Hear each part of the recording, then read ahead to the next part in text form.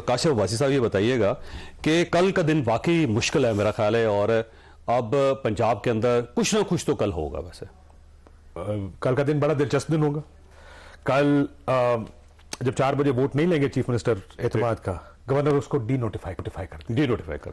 ठीक। अब जाहिर है उस वो हुकूमत या पीटीआई कहेगी कि गैर आईनी, वो कोर्ट में चला जाएगा, अदालत में चला जाएगा, और जो सब चाहते हैं मामला अदालत में चला जाएगा। वो वहां पे फैसला कब आता है, तब तक ये जरूर है कि उस वक्त तक डिफैक्टो चीफ मिनिस्टर या चीफ मिनिस्टर कौन होगा, क्योंकि गवर्नर डी नोटिफाई कर चुके हैं, तो ये फैसला जब तक अदालत ने करना, हो सकता है चीफ मिनिस्टर कंटिन्यू करने दिया जाए। वो अदालत डिक्लेयर कर दे कि आप चीफ मिनिस्टर हैं, लेकिन आप अपने अख्तियारात को एक्सरसाइज नहीं कर सकते। एक सर्टन इख्तियारात को आप एक्सरसाइज नहीं करें, जैसे हमजा शहबाज के केस में हुआ था। ठीक। और मुझे लगता है केस अदालत में चला जाए, लेकिन मेरा ख्याल है उसके बाद चीजें सेटल नहीं होंगी।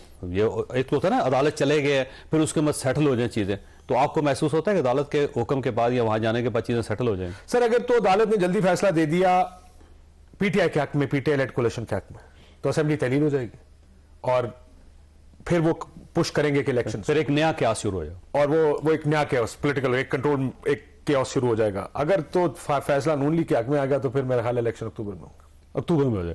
अच्छा, दूसरा एक और भी ऑप्शन है कि मसलन फर्ज कर लें कि कल वाकई ही वो एतमाद का वोट मांग लेते हैं, तो फिर आ जाती गवर्नमेंट तैयार हो जाती। गवर्नमेंट तैयार नहीं होगी सर, क्योंकि आज एक तो स्पीकर रूलिंग दे चुके हैं उन्होंने, अब अगला इजलास ही 23 तारीख को जुमे को बुलाया, सो कल तो इजलास ही नहीं है, सो इसमें एतमाद का वोट नहीं होगा। लेकिन अभी भी मैं किसी से बात कर रहा हूं, तहरीक इंसाफ के बहुत से लोग मुल्क से बाहर हैं इस वक्त, एमपीएस, बहुत से लोग, उन्होंने कहा कि हम तो बंदे भी पूरे नहीं कर सकते, क्योंकि अगर हम फिजिकली कोशिश भी करें तो बंदे पूरे नहीं हो सकते। कुछ 20 एक लोग तो जरदारी साहब के पास भी है ना, उनके 20 पीटीआई के कह रहे हैं, 3-4 काफ के भी कह रहे हैं कि इस तरह के लोग हैं। ये मार्केट की खबर की गप ये है इस वक्त कि कुछ लोगों के साथ राब्ता या वो लोग उधर जा चुके हैं। लेकिन असल मसला मेरा फिर भी यही है कि स्पीकर की रूलिंग मैटर करेगी या गवर्नर का नोटिफिकेशन मैटर करेगा, इसका फैसला कोर्ट ने करना। ठीक, अल्टीमेटली कोर्ट ही जाएगा। मैं कल ही कोर्ट चला जाएगा सर, ये तो पिटीशन कल ही जाएगी। अब आप अगर चीफ मिनिस्टर को डी नोटिफाई करते हैं एज गवर्नर, अब ये तो कॉन्स्टिट्यूशनल क्राइसिस है ना, कि क्या वो चीफ मिनिस्टर है या वो चीफ मिनिस्टर नहीं है। सो ये तो कॉन्स्टिट्यूशनल एक क्राइसिस बन जाएगा, जिसके लिए फिर हो जाए रात को फौरी अदालत लगे, कोई स्टे ऑर्डर्स हो, कोई कहे कि नहीं जी आप फिलहाल काम करें हम, और पहले ये हाई कोर्ट में जाएगा, और उसके बाद कहीं हो सकता है सुप्रीम कोर्ट भी आए, अगर कोई अपील लेकर आए। मुझे अगर इजाजत है भाई साहब, तो मैं हबीब साहब से बोलूं। हबीब साहब ये फरमाइएगा सर, ये चौधरी परवेज इलाही साहब के बारे में एक परसेप्शन बल्कि ये डेवलप किया जा रहा है और एक खबर फैलाई जा रही है कि उनका पीडीएम के साथ एक रिलेशन डेवलप हो गया, और अब वहां पे जो बार्गेनिंग है वो स्पीकर की कुर्सी के लिए हो रही है या चीफ मिनिस्टर के लिए हो रही है, और इसीलिए चौधरी परवेज इलाही साहब की इजाजत से ही ये दोनों तहरीक जो है वो जमा हुई हैं, और अगर वो ना चाहते तो ना अदम एतमाद की तहरीक जमा हो सकती थी, और ना ही गवर्नर साहब की समरी जो है उसको एंटरटेन किया जा सकता था। देखिए, चौधरी परवेज इलाही साहब के ऊपर एतमाद करना बड़ी मुश्किल बात है, खासतौर पर जब सियासी सूरत हाल में उलझाव मौजूद हो। पिछली दफा भी हमने अप्रैल में भी सूरत हाल यही बनी थी कि परवेज इलाही साहब ने एक पार्टी के साथ बयान भी कर ली थी, और थोड़ी देर बाद वो दूसरी पार्टी के कैंप में पाए गए।